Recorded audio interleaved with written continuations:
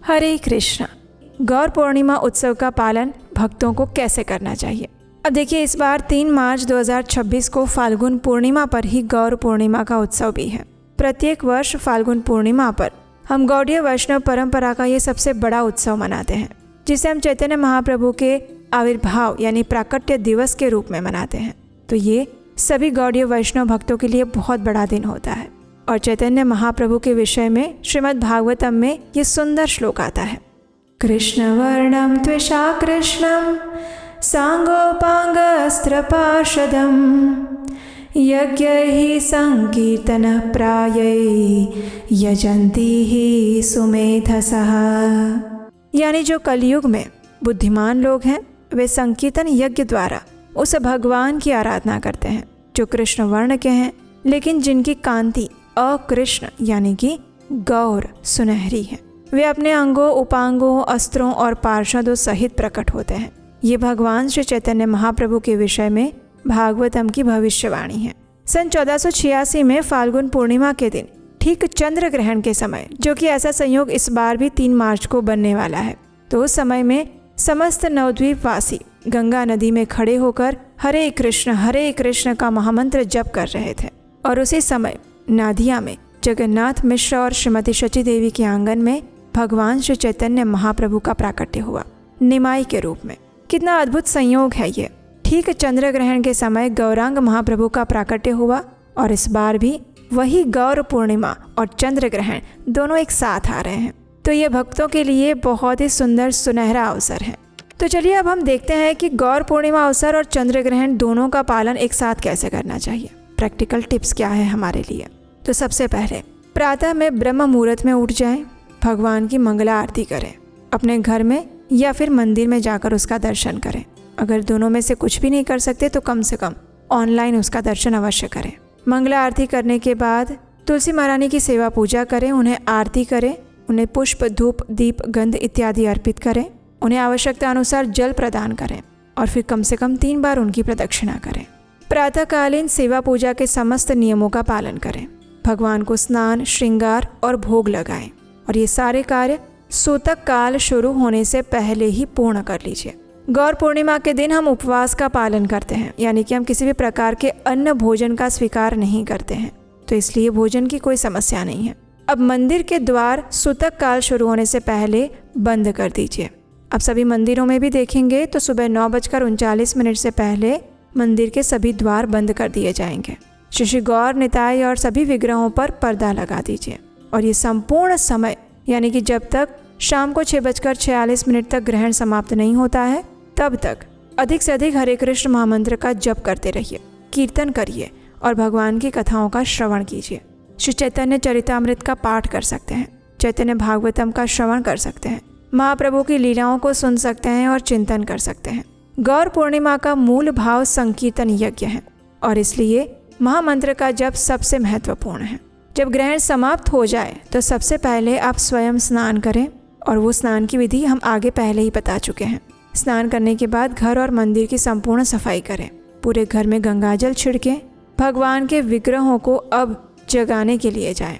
मंदिर की सफाई करने के बाद उसके आसपास की जगह स्वच्छ करने के बाद अब भगवान के विग्रहों से पर्दा हटाएं। और फिर आता है गौर पूर्णिमा का विशेष भव्य क्षण और उत्सव। शुद्धिकरण के बाद श्री गौर निताय के विग्रह अगर आपके पास हैं तो उनका अभिषेक करें। 108 कलश से या फिर संपूर्ण पंचामृत अभिषेक विधि से गौर निताय के विग्रहों का अभिषेक किया जा सकता है। उनके ऊपर पुष्प वृष्टि करें और दीप मालाएं सजाएं। भव्य कीर्तन के साथ गौरांग महाप्रभु के प्राकट्य का उत्सव मना सकते हैं और इस समय श्रील भक्ति विनोद ठाकुर द्वारा रचित गौर आरती का पाठ और उनका गायन कर सकते हैं। और चैतन्य महाप्रभु का अभिषेक, स्नान, उत्सव हो जाने के बाद आप अनुकल्प प्रसाद ले सकते हैं, यानी कि जो एकादशी में लिया जाता है वैसा हल्का फुल्का अन्न के बिना वाला जो भी प्रसाद होता है वो आप ले सकते हैं और अपने व्रत का पारण कर सकते हैं। और फिर अगले दिन 4 मार्च को जगन्नाथ मिश्र महोत्सव मनाया जाता है। यह उत्सव महाप्रभु के पिता श्री जगन्नाथ मिश्र के नाम पर है, जिन्होंने अपने पुत्र के जन्म पर भव्य भोज का आयोजन किया था और इसीलिए इस दिन भव्य भोजन प्रसाद वितरित किया जाता है। तो आप अपने घर में भी अगले दिन प्रातः में सुंदर सात्विक भोग बना सकते हैं और वो महाप्रभु को अर्पित कर सकते हैं और ये जगन्नाथ मिश्र उत्सव मना सकते हैं। तो इस प्रकार से आप इस बार गौर पूर्णिमा उत्सव मना सकते हैं। अगर आप गौर पूर्णिमा अवसर के उपलक्ष्य में गौर निताई का अभिषेक कैसे करना चाहिए ये जानना चाहते हैं तो नीचे कमेंट बॉक्स में हमें लिखकर बताइएगा। चलिए अब बात करते हैं इस बार चंद्र ग्रहण के अंदर होलिका दहन कब किया जाएगा और कैसे किया जाएगा। तो इस बार होलिका दहन को लेकर सबसे ज़्यादा भ्रम फैला हुआ है। कुछ लोग कह रहे हैं कि 2 मार्च को ही कर लेंगे, कुछ कह रहे हैं 3 को करेंगे, तो कोई कह रहा है 4 को करेंगे। तो चलिए शास्त्रों से देखते हैं कि आखिर किस दिन हमें होलिका दहन करना चाहिए। तो फाल्गुन पूर्णिमा की जो तिथि है वो 2 मार्च को शाम 5:55 से शुरू हो रही है और 3 मार्च को शाम 5:07 तक रहेगी। तो होलिका दहन जो होता है वो परंपरागत रूप से अगर देखा जाए तो फाल्गुन पूर्णिमा की शाम को प्रदोष काल में किया जाता है। अब देखिए 3 मार्च को तो चंद्र ग्रहण है और इस वजह से सूतक काल जो है वो सुबह 9:39 से शुरू हो जाएगा और शाम 6:46 तक रहेगा। तो ग्रहण जो है वो शाम को 6:46 पर समाप्त हो रहा है। तो इसीलिए होली वाले दिन यानी कि 3 मार्च को फाल्गुन पूर्णिमा के दिन होलिका दहन का जो शुभ मुहूर्त हमें प्राप्त होता है वो 3 मार्च 2026 को मंगलवार के दिन शाम को 6:46 से लेकर 8:50 के बीच में है। तो अब देखिए यहाँ पर किसी के मन में ये प्रश्न आ सकता है कि जब पूर्णिमा तिथि 2 मार्च को शाम को ही शुरू हो रही है तो फिर उसी दिन होलिका दहन क्यों ना किया जाए। तो देखिए इसका उत्तर ये है कि इस बार 2 मार्च को शाम के समय यानी शाम को 5:58 से ही भद्रा काल भी शुरू हो रहा है और भद्रा काल में भी होलिका दहन नहीं किया जाता है। तो यही कारण है कि हम 2 मार्च को होलिका दहन नहीं कर सकते भले ही पूर्णिमा शुरू हो जाए और इसी वजह से हम होलिका दहन 3 मार्च को ही करेंगे और वो भी जब ग्रहण समाप्त हो जाए 6:46 पर। उसके बाद रात को 8:50 तक हम ये कार्य कर सकते हैं।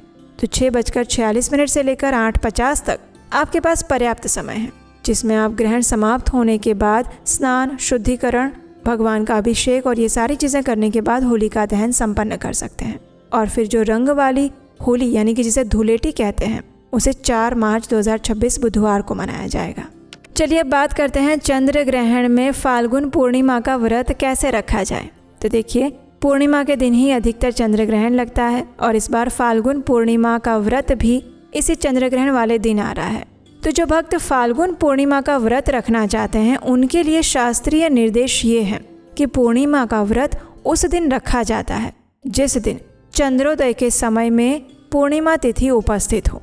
तो आपके पास 2 विकल्प हैं कि आप 2 मार्च को पूर्णिमा का व्रत रख सकते हैं, उसी दिन सत्यनारायण भगवान की पूजा अर्चना भी कर सकते हैं और फिर अगले दिन 3 मार्च को प्रातःकालीन पूर्णिमा का स्नान और दान दे सकते हैं।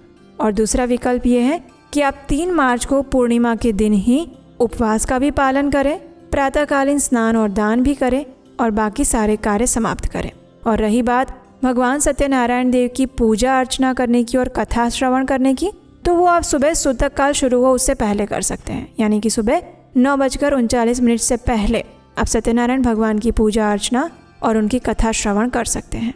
और जो चंद्रदेव को अर्घ्य देने की बात है तो वो आप ग्रहण समाप्ति के बाद उन्हें चंद्रदेव को अर्घ्य अर्पित कर सकते हैं और फिर प्रसाद के साथ अपना व्रत खोल सकते हैं। तो इस प्रकार से आप अपनी इच्छा और श्रद्धा अनुसार अपनी स्थानिक परंपरा को ध्यान में रखते हुए इस फाल्गुन पूर्णिमा का व्रत भी रख सकते हैं। चलिए अब हम आपको बताते हैं कि इस चंद्र ग्रहण वाले दिन आपकी आदर्श संपूर्ण दिनचर्या क्या होनी चाहिए। देखिए ये आदर्श स्थिति है, हो सकता है सबके लिए ये लागू ना हो, आप अपने दैनिक नियमों के अनुसार इसमें फेरबदल कर सकते हैं। देखिए सबसे पहले जो मुख्य नियम है वो प्रातः ब्रह्म मुहूर्त में उठना, लगभग 4 साढ़े 4 बजे के आसपास में उठकर शुद्ध जल से स्नान करिए। और ये सारे नियम हम आपको चंद्र ग्रहण वाले दिन के लिए बता रहे हैं। तो सुबह उठकर सबसे पहले ब्रह्म मुहूर्त में उठना है, स्नान इत्यादि से स्वयं को शुद्ध करना है और फिर भगवान की मंगला आरती करनी है या फिर उसका दर्शन करना है।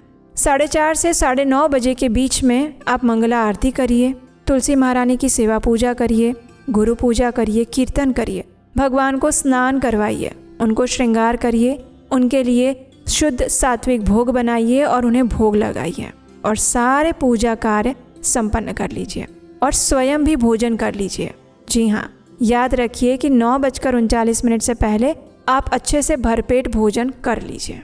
फिर सुबह 9:39 से सूतक काल शुरू हो जाएगा। तो उस समय पे आप अपने घर में या मंदिर में पर्दा बंद कर दीजिए, भगवान को सुला दीजिए, सभी चीज़ों में तुलसी पत्र रखकर भगवान के पास रख दीजिए। और फिर सुबह 9:39 से लेकर शाम 6:46 तक आपने सिर्फ और सिर्फ आध्यात्मिक कार्य करने हैं, जैसे कि अधिक से अधिक हरे कृष्ण महामंत्र का जप करना, कथा का श्रवण करना, भगवत गीता का पाठ करना, अध्ययन करना या फिर दान देना, श्राद्ध करना या तर्पण करना। दोपहर में 3:28 से लेकर बच्चों, वृद्ध और बीमार लोगों के लिए, गर्भवती महिलाओं के लिए भी सूतक काल शुरू हो जाएगा। तो गर्भवती महिलाएं इस समय से पहले अपना भोजन इत्यादि ले सकती हैं, विश्राम कर सकती हैं, लेकिन प्रयास करें कि सोए ना, लेट सकते हैं और भगवान के नाम का जप कर सकते हैं, नरसिम्हा कवच का पाठ कर सकते हैं। और फिर शाम को 6:26 पर चंद्रोदय होगा, ग्रहण दिखाई देने लगेगा। उस समय में विशेष रूप से सावधान रहें, घर से बाहर कहीं पे भी ना जाएं। और ये नियम विशेषकर बच्चों के लिए, वृद्धों के लिए और गर्भवती महिलाओं के लिए खास है कि वे घर से बाहर ना निकलें। और फिर जब 6:46 पर ग्रहण समाप्त हो जाता है तो फिर तुरंत ही उसी वस्त्रों के साथ स्नान करें, घर और मंदिर की सफाई करें, संपूर्ण घर में गंगा जल का छिड़काव करें और मंदिर को भी स्वच्छ कर लें। और फिर उसके बाद गौर पूर्णिमा का महाअभिषेक कर सकते हैं, भव्य कीर्तन, गौर आरती कर सकते हैं और भगवान को भोग लगाने के बाद स्वयं भी अनुकल्प प्रसाद से व्रत का पारण कर सकते हैं। और फिर शाम को 6:46 से लेकर 8:50 के बीच में आप होलिका दहन कर सकते हैं। अपने स्थानिक परंपरा के अनुसार होलिका के अंदर कुछ पदार्थ अर्पित कर सकते हैं, उनकी पूजा कर सकते हैं, उनकी प्रदक्षिणा कर सकते हैं। और फिर अगले दिन 4 मार्च को रंग वाली होली मना सकते हैं परिवार के साथ, और जगन्नाथ मिश्र उत्सव का भी आयोजन किया जा सकता है। तो ये थी आने वाले चंद्र ग्रहण 2026 के विषय में जुड़ी संपूर्ण जानकारी। हमने शास्त्रीय प्रमाणों के साथ आपके सभी प्रश्नों के विस्तार से उत्तर देने का प्रयास किया है। स्कंद पुराण, पद्म पुराण, श्रीमद् भागवतम, ऋग्वेद, चैतन्य चरितामृत जैसे अनेक प्रामाणिक ग्रंथों से हम संदर्भ लेकर आए हैं और ये जानकारी हमने संकलित की थी। लेकिन अगर उसके बाद भी आपके कोई प्रश्न हैं तो आप हमें नीचे कमेंट बॉक्स में लिखकर अवश्य बताइएगा। और अगर आज की ये वीडियो अच्छी लगी है तो उसे अधिक से अधिक लोगों को शेयर कीजिए, मित्रों को, परिवारजनों को, पड़ोसियों को, अपने ऑफिस के फ्रेंड्स को, क्योंकि बहुत सारे लोग इंटरनेट के ऊपर में बहुत सारी भ्रामक जानकारी पढ़कर भयभीत हो जाते हैं, भ्रमित हो जाते हैं।